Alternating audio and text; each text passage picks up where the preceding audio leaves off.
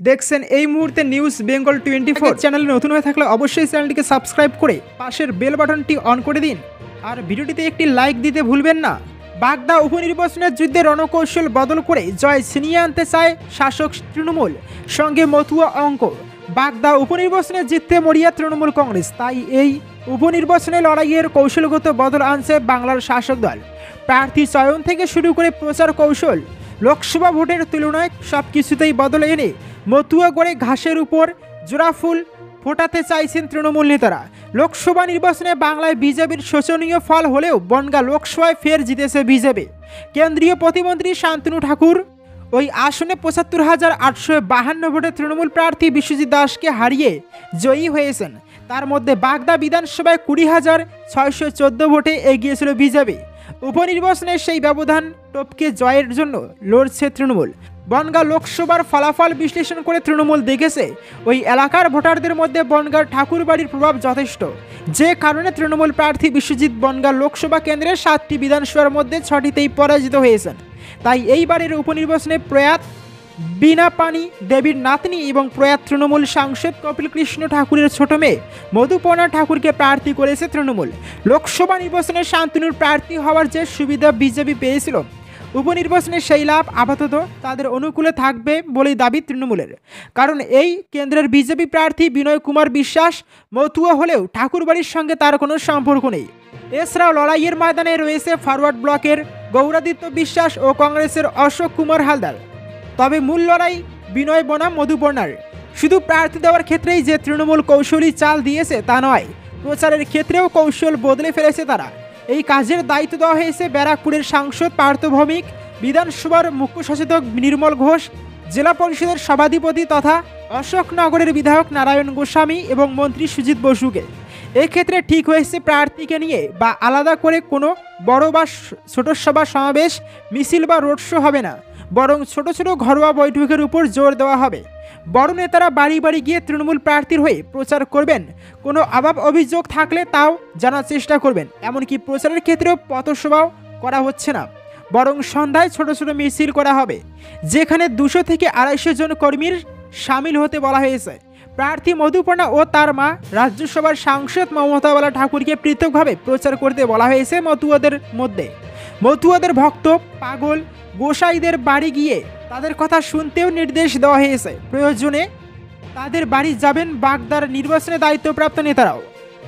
তৃণমূলের কৌশল প্রসঙ্গে প্রচারের অন্যতম দায়িত্বপ্রাপ্ত নেতা নির্মল বলেন, সব নির্বাচনের কৌশল এক হবে এমন তো কোনো বাধ্যবাধকতা নেই। নির্বাচন যখন ভিন্ন তখন তার লড়াইয়ের পদ্ধতিও ভিন্নই হবে। তবে আমরা কি কৌশলে লড়াই করছি তা প্রকাশ্যে আনব না। প্রসঙ্গত ২০১৯ সাল থেকে ধারাবাহিকভাবে বাগদা আসনে জিততে বিজেপি। ২০১৯ সালে প্রথমবার বনগাঁ লোকসভা কেন্দ্রে জেতে বিজেপি। প্রথমবার প্রার্থী হয়ে জেঠিমা মমতা বালু পরাস্ত করেন শান্তনু। জামিন মিললেও তৃণমূলে কোণঠাসা আরাবুল জেল থেকে বেরোনোর দিনেই যা হলো তোলপাড় কাণ্ড। দীর্ঘ ৫ মাস জেলের ৪ দেওয়ালের মধ্যে দিন কেটেছে ভাঙড়ের তাজা নেতা আরাবুল ইসলামের। অবশেষে বুধবার জেল থেকে ছাড়া পেয়েছেন তিনি। মঙ্গলবার তাকে জামিন দেয় কলকাতা হাইকোর্ট। পরের দিন দুপুর ২:৩০ নাগাদ বারুইপুর সংসদ নাগার থেকে বেরোতে দেখা যায়। মালা পরিয়ে তাকে স্বাগত জানায় অনুগামীরা। জেল থেকে বেরোনোর পরেই তৃণমূল নেত্রী মমতা বন্দ্যোপাধ্যায় এবং দলের সাধারণ সম্পাদক অভিষেক বন্দ্যোপাধ্যায়ের ভূয়সী প্রশংসা করেন আরাবুল। লোকসভা নির্বাচনে যা রেজাল্ট হয়েছে তাতে আগামী বিধানসভা নির্বাচনে বাংলায় ফের সবুজ ঝড় ওঠা নিশ্চিত বলে দাবি করেন ভাঙড়ের এই ডাপুরি নেতা। আরাবুলের মুখে দলের তারিফ শোনা গেলেও এদিনই ভাঙড় ২ নং পঞ্চায়েত সমিতি থেকে সরিয়ে দেওয়া হয় তার নামের নেমপ্লেট। গত বছর ওই পঞ্চায়েত সমিতির সভাপতি হন আরাবুল। যদিও ২০০৮ সাল থেকে ওই ঘরে বসতেন তিনি, তবে এবার সেখান থেকে সরে গেল তাজা নেতার নেমপ্লেট। একসময় যে ঘর আরাবুলের ছিল এখন সেখানে বসেন সহ সভাপতি সোনালী বাছার। সেই সঙ্গেই ওখানে বসার বন্দোবস্ত করা হয়েছে পঞ্চায়েত সমিতির পরিচালনকারী ও আরাবুল বিরোধী হিসেবে পরিচিত খায়রুল ইসলামের। উল্লেখ্য, জেলবন্দি থাকাকালীন ভাঙড় ২ নং ব্লক তৃণমূল আহ্বায়কের পদ থেকে সরানো হয়েছিল আরাবুলকে।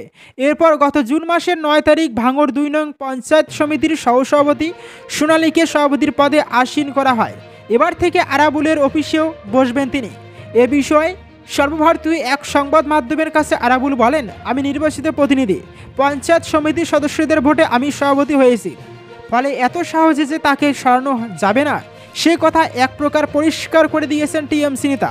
পাশাপাশি এও বলেন, আমি খুনের রাজনীতি করি না, তবে তৃণমূল কংগ্রেসেই থাকছে, এক সপ্তাহের মধ্যে নিজের অবস্থান পরিষ্কার করবেন বলে জানান তিনি।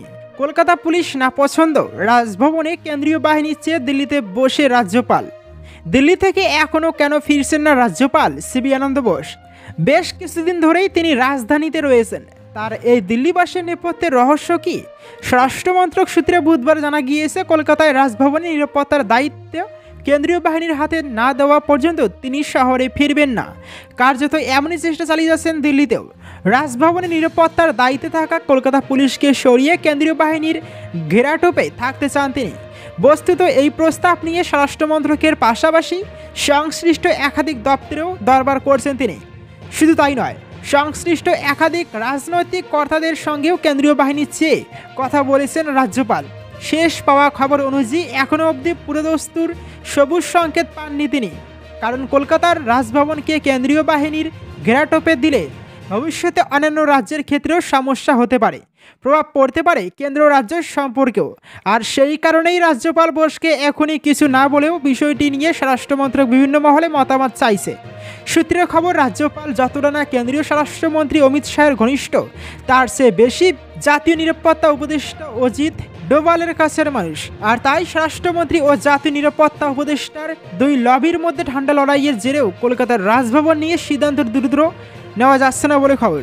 যদিও অজিত ডোভাল শিবির দ্রুত রাজ্যপাল বোসের প্রস্তাব মেনে রাজভবনকে কেন্দ্রীয় বাহিনীর ঘোরাটোপে দেওয়ার সুপারিশ করেছে, কিন্তু স্বরাষ্ট্রমন্ত্রক তথা অমিত শাহের ঘনিষ্ঠ অফিসাররা সিদ্ধান্ত নেওয়ার আগে সমস্ত দিক খতিয়ে দেখছেন বলে রাজধানীর নর্থ ব্লক সূত্রের খবর। অন্যদিকে কেন্দ্রীয় স্বরাষ্ট্রমন্ত্রী অমিত শাহকে চিঠি লিখে রাজ্য ও প্রশাসন পুলিশের 3 শীর্ষ কর্তার বিরুদ্ধে কঠোর পদক্ষেপ নেওয়ার সুপারিশ করেছেন রাজ্যপাল সিবি আনন্দ বোস। গত 6 জুন ও 20 জুন কেন্দ্রীয় স্বরাষ্ট্রমন্ত্রীকে লেখা 2 চিঠিতে সর্বভারতীয় চাকরির শর্ত ও আচরণবিধি লঙ্ঘনের জন্য ওই 3 অফিসারকে অভিযুক্ত করেছেন বোস।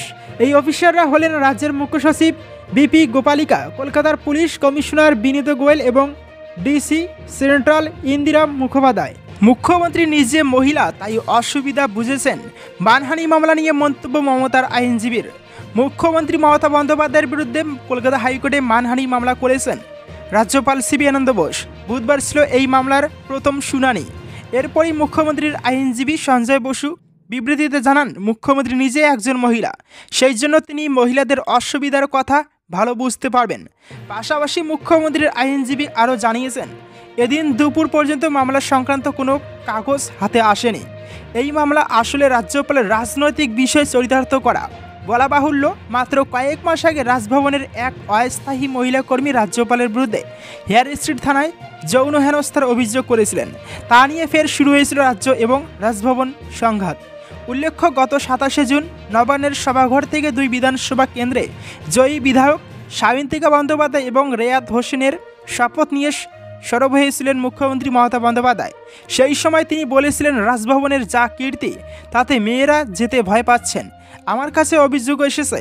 আর মুখ্যমন্ত্রীর এই বক্তব্যের পরেই মামলা করেছেন রাজ্যপাল। বিচারপতি কৃষ্ণা রাওয়ের এজলাসে বুধবার সেই মামলার শুনানি হয়। 4 জুলাই হবে এই মামলার পরবর্তী শুনানি।